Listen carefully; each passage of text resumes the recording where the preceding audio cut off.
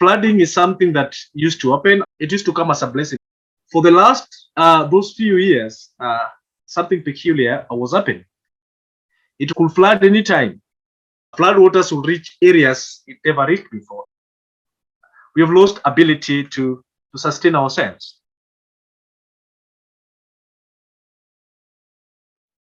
My real names are Jack Omondi Omulo, but I have a nickname of Mazingira. Mazingira is a Swahili word for environment. So I'm the founder of a community-based organization called Towards Green Environment. I came to realize that people are not aware about issues climate change. People are not aware about the actions as much as we are in a third world country, but we contribute to the total global greenhouse emissions. I started the education campaigns where I will go into public buses in the morning and take advantage of the traffic and train people within the bus. So I was doing that. I did that quite a number of times. I moved to schools, I moved to churches. I also realized that there are people who are not actually getting informed because the climate change, a lot of work around climate change have been done in what I call the colonial languages. So there are people who are not very much educated. They don't understand the languages, but they also have a right to know the state of climate. They also have a right to know the state of their future. I create awareness, like I've told you, about the need for reforestation, ecological repair, and impacts of pollution on local people. And we help residents actually to understand the long-term benefits of eco-restoration. So that is what we do under TGE, or Towards Green Environment. I started doing my bachelor's degree, and actually I was trying to relate what was happening in my village and climate crisis. So this is basically in my village. So in Kenya, our country is divided into counties. So we have 47 counties that makes up the country Kenya. So my village happens to be in Homa Bay County. Flooding is something that used to happen. I was born from there, and when I grew up, I found out that it was happening. This is something that has been happening, and we're very used to it. It used to come as a blessing. Whenever it flooded, it will come with a lot of fish from upstream. Before floods will come, and we'll know when it will flood. It used to flood in April and towards the end of the year. So people will prepare for that, and will take safety measures. But for the last those few years, something peculiar was happening. It could flood anytime. The flood waters will not go away. New flooding will meet the other flooding. Flood waters will reach areas it never reached before.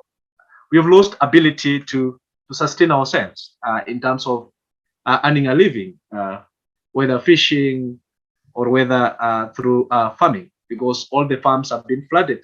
So you can see this is now my home village. This is the beach. This is before the floods. You can see how the village is very enterprising. People are doing their own business. They can sustain themselves. They don't need to rely on anyone. You can see what is happening. Women are trying to sell fish. They access the fish from the men, from their boats. And then these are the farms before the floods. We can produce our own crops. We can, produce corn there. We can produce millet. And then we can produce also kale, so what we call here sukuma wiki. We can produce fruits, watermelon. We can produce tomatoes. And then, boom, floods comes. And then all the farms are underwater. This is the beach after the flooding. You can see some of it going down. Trees that are done and crops are being destroyed there. Crop destruction, that is also resulting into a lot of food insecurity. Crops still underwater there. So you can see the local business being affected, where now people are trying to salvage what they can. Submerged homesteads, the aerial view. Many homesteads are underwater, destroyed. You can see now residents went through the flood waters to seek refuge at a local school. Actually, that is, I will call that is the only place, if I'm not wrong, that can host people. So women and children stand in the school. So these are the ones that you're working with, that you're trying to give life back to. You can see in the camp at the school, it's not a must that you must get a room. So sometimes you miss a room, like in this case here, so you have to sort yourself out. Faces of hunger, the children that we're now trying to find for. Another problem is human wildlife conflict. The hippopotamuses, you know hippopotamuses? Yeah, very deadly, aren't they? Yeah, they're very Very deadly. dangerous. Yeah. So in my community, they just roam around. The problem is they have their own grazing Yeah. areas. Yeah. When it is flooded, they can't graze there, so they tend to come out where Mhm. so when they come out, actually they get into people's homestays and then they attack people and kill people.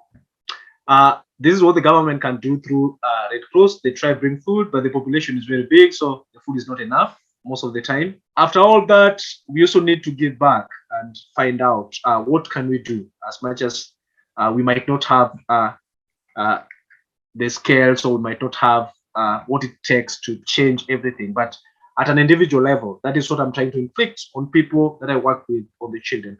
What can you do as a person? So we are trying to stop pollution, that is plastic pollution, train people that, for example, I don't need to buy this plastic bottle, so they call, sorry, I've lost that word.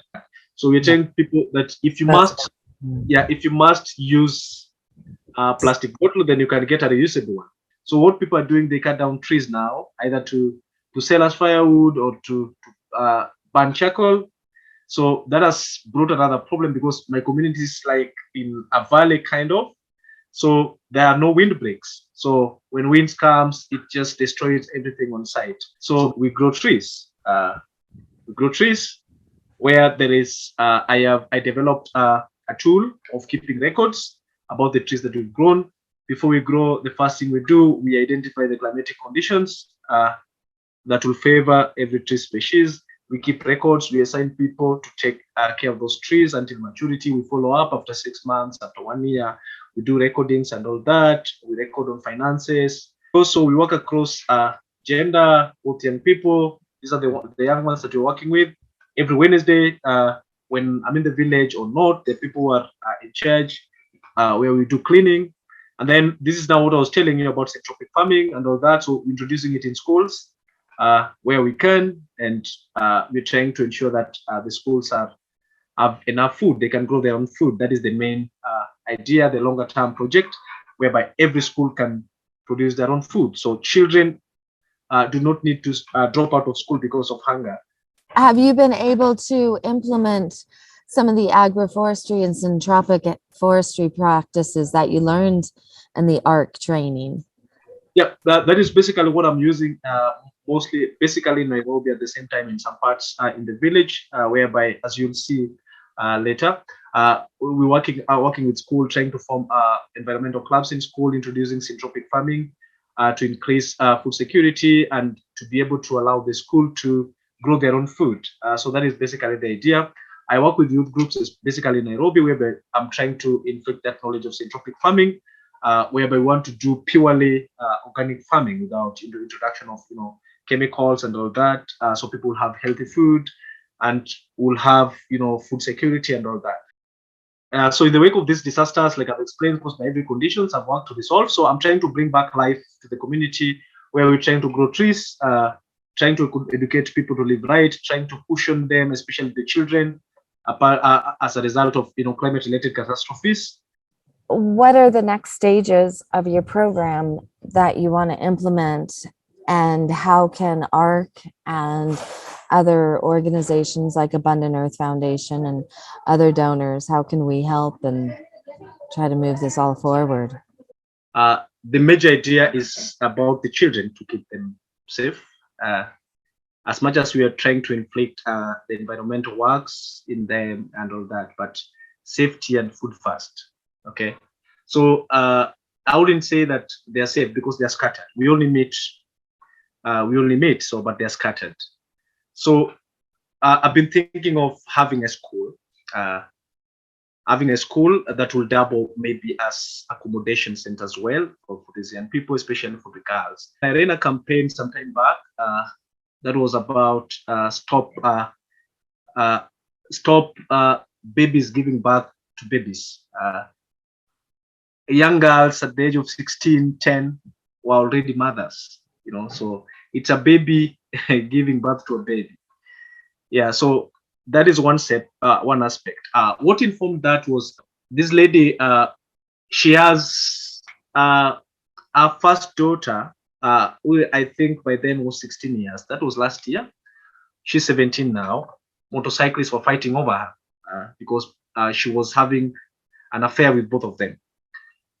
So I became very, very angry, very bitter with the lady. And then I was like, why are you doing this? You can see the state of your mom and all that. Why are you doing this? You're in secondary school. You're supposed to be the one who will be a turnaround, will turn around things in your household and all that. She yelled back at me, and then she told me, like, what do you expect me to do when mom cannot give me money to buy sanitary towels? Yesterday I had period shame back in school because she's in a mixed school. What do you expect me to do? These people are able to give me, $1 to buy sanitary towels. So I won't be a laughing stock at school, when I'm on my periods. So that touched me, and then I was like, okay, this needs something to be done about. So that is what gave me the idea about trying to find safety for these young girls because they suffer and all that. So one major project that I would want to have is maybe to have a center, kind of a school, like a center kind of, that will provide safety in the learning ground. So I would always call it a degrowth center. I see it in my mind, the way it looks and all that. So I have everything internalized and all that. Yeah.